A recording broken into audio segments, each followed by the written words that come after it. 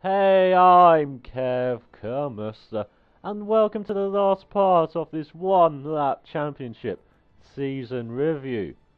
As we went to round 15 in Suzuka, Japan, it's one of our favourite circuits on the calendar. We were confident of getting a good result after an up and down race in Singapore. We started in the front in 11th, Luke Horton was 17th, the championship leader with Toro Rosso's Briami on pole. So we need to get a good start past D'Ambrosio and past Sutil, and that's exactly what happened. We disposed of those two quickly and tight-filled, and as we went through the first two turns we took advantage of some of the fight in ahead.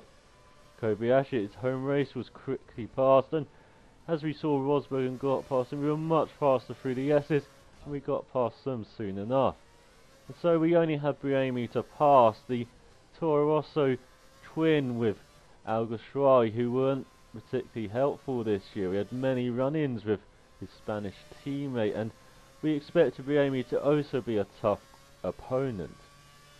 And so as we went towards Kobayashi corner out of the Degners, we got a run. We took our chance, we dived down the inside even though we touched a bit. But behind us, we saw McLaren, we saw Luke Horton, who flew through the field and was up to third place already. And on the approach towards Spoon, he got past Briami, and so we were now looking in our ring mirrors behind at the McLaren. We tried to curse it out of the Spoon curve, but the McLaren was glued to our tail, and as we went into 130R, we weren't really expecting a move from him.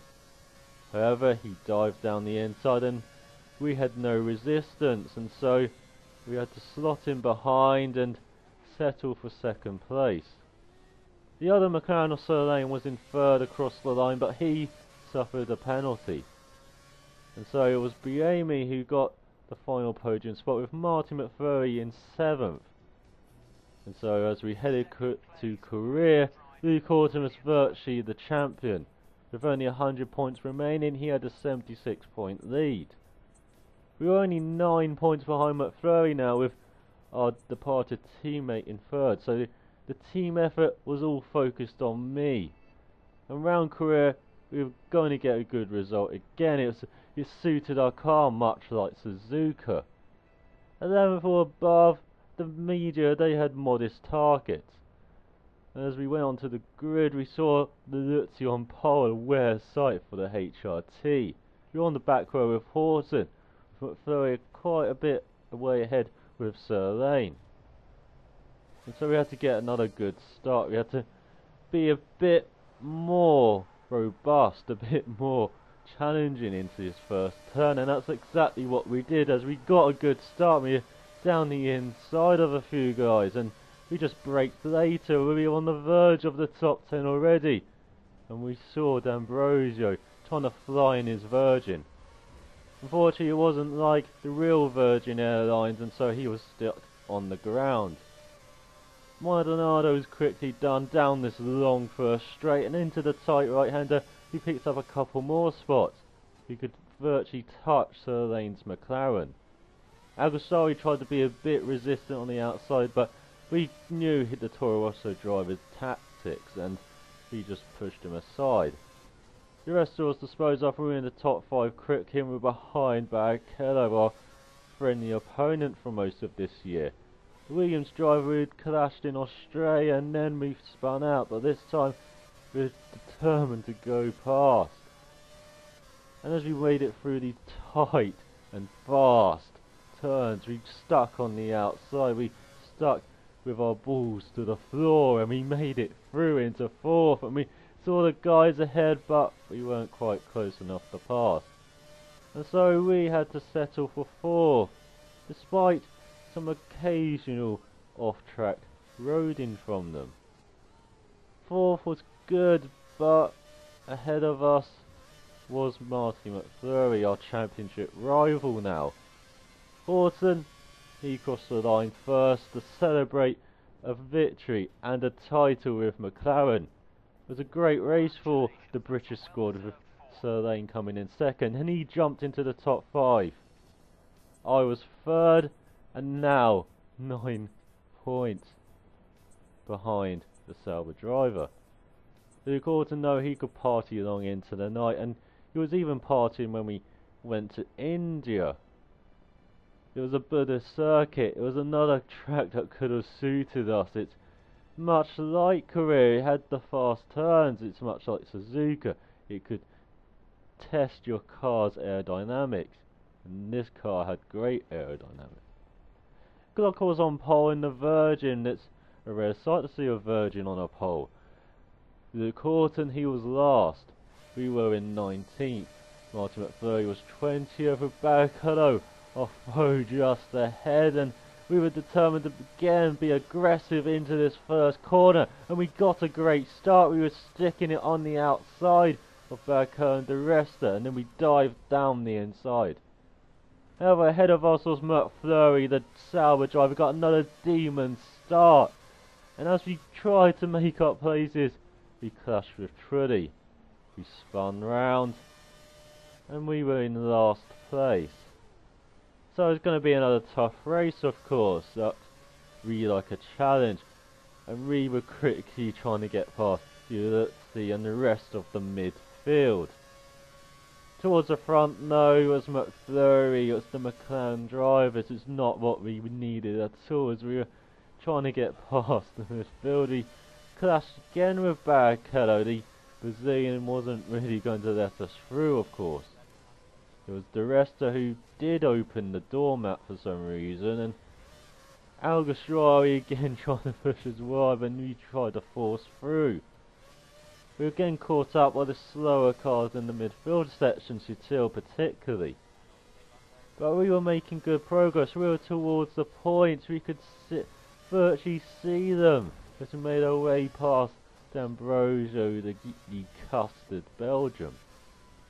And as we tried to make a lunge into the points, we touched with Alonso, and we had spun, and we had chucked away another good result.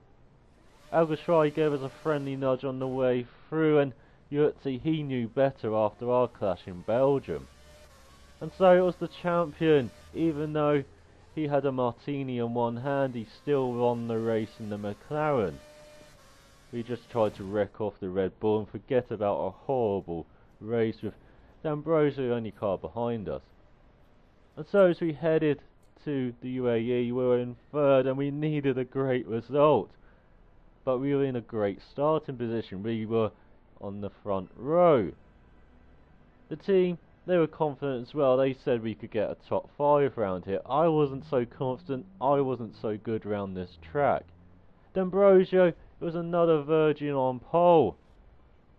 But all the championship rivals for us, they were at the back. Luke Orton was last, of course. Uluzzi was third, and he knew better than to fight with us.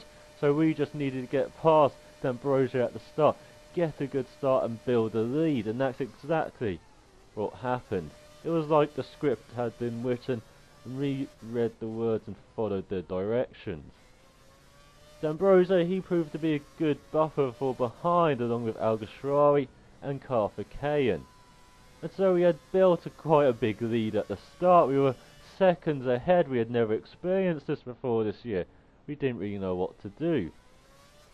But we managed to keep it together. We had cruised through this race. We had made it towards the end, and as we went through the final corners, we could just picture the champagne again. And as we crossed the line for our second win, I could wave to the mechanics and to the crowd.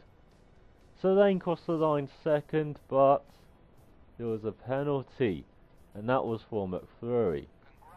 Orton, he got another good finish, and we jumped up to second, 1 point ahead of McFlurry.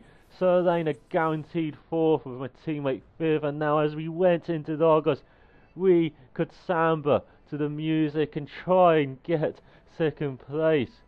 It was only a point between us and the Sauber, but we were at the back and we needed to be aggressive again.